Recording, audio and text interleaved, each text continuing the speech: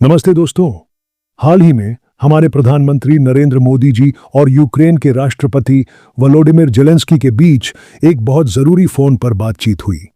ये बातचीत सिर्फ दो देशों के नेताओं की सामान्य बातचीत नहीं थी, बल्कि इसमें कई अहम बातें शामिल थीं जो हम सभी भारतीयों के लिए समझना जरूरी है।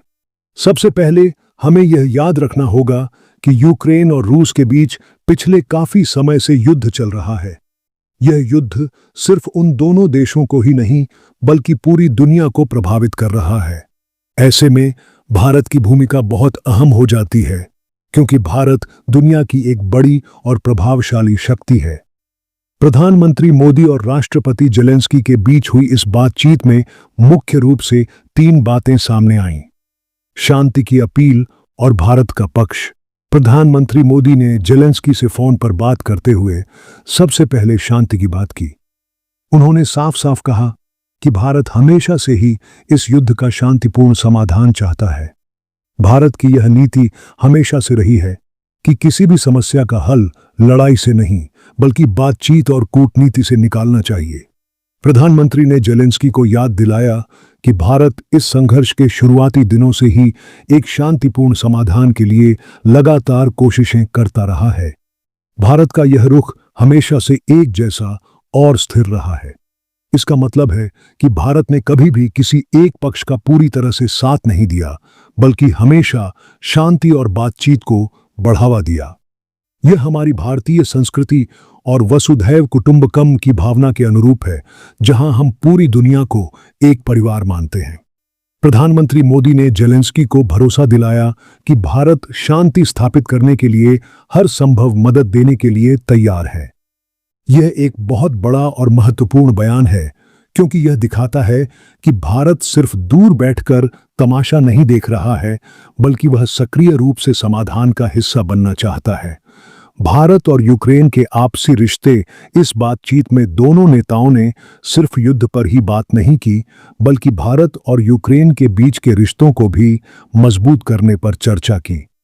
उन्होंने इस बात पर भी ध्यान दिया कि दोनों देशों के बीच पहले से ही कैसी साझेदारी है और इसे भविष्य में कैसे और बेहतर बनाया जा सकता है। यह समझना जरूरी है कि भले ही यूक्रेन युद्ध में उलझा हुआ है, लेकिन भारत और यूक्रेन के आपसी संबंध बहुत पुराने हैं। बहुत से भारतीय छात्र मेडिकल की पढ़ाई करने के लिए यूक्रेन जाते रहे हैं। दोनों देशों के बीच व्यापार और अन्य क्षेत्रों में भी सहयोग होता रहा है। इस बातचीत में दोनों नेताओं ने इन सभी मुद्दों पर भी चर्चा की और यह तय किया कि आपसी सहयोग के क्षेत्रों को और कैसे बढ़ाया जाए। जेलेंस्की ने अपनी बात में इस बात का जिक्र किया कि वह भारत की तरफ से मिली मदद के लिए आभारी हैं। उन्होंने प्रधानमंत्री मोदी के समर्थन भरे शब्दों के लिए भी धन्यवाद दिया। यह दिखाता है कि युद्ध के मुश्किल दौर में भी यूक्रेन भारत को एक भरोसेमंद दोस्त और सहयोगी के रूप में देख रहा है। जेलेंस्की का दर्द और उनकी मांग। राष्ट्रपति जेलेंस्की ने प्रधानमंत्री मोदी से बातचीत के दौरान अपने देश पर हो रहे रूसी हमलों का दर्द भी साझा किया। उन्होंने बताया कि किस तरह रूस उनके शहरों और गांवों पर लगातार हमले कर रहा है।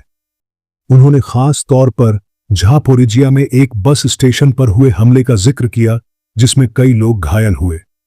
जेलेंस्की ने इस बात पर भी जोर दिया कि यह हमले ऐसे समय में हो रहे हैं जब युद्ध को खत्म करने के लिए बातचीत का मौका मिला है। उन्होंने कहा कि रूस शांति के लिए तैयार नहीं है, बल्कि वह सिर्फ और ज्यादा इलाकों पर कब्जा करना और लोगों को मारना चाहता है। उन्होंने प्रधानमंत्री मोदी से दो अहम बातें कहीं। यूक्रेन की भागीदारी जरूरी। जेलेंस्की ने कहा कि यूक्रेन से जुड़ी कोई भी बात हो, उसका फैसला यूक्रेन की भागीदारी के बिना नहीं हो सकता। उन्होंने कहा कि अगर भारत इस बात का समर्थन करता है तो यह बहुत महत्वपूर्ण होगा। रूस पर प्रतिबंध। जेलेंस्की ने यह भी कहा कि रूस पर प्रतिबंध लगाना जरूरी है, खासकर उसके तेल और गैस के निर्यात पर, ताकि उसके पास युद्ध लड़ने के लिए पैसा कम हो जाए। उन्होंने मोदी से अपील की कि जिन भी नेताओं का रूस पर प्रभाव है, उन्हें मॉस्को को सही संकेत देना चाहिए। बातचीत के अंत में दोनों नेताओं ने यह भी तय किया कि वे सितंबर में संयुक्त राष्ट्र महासभा में व्यक्तिगत रूप से मिलेंगे। इसके अलावा उन्होंने दोनों देशों के बीच नेताओं के आपसी दौरे की योजना बनाने पर भी सहमति जताई।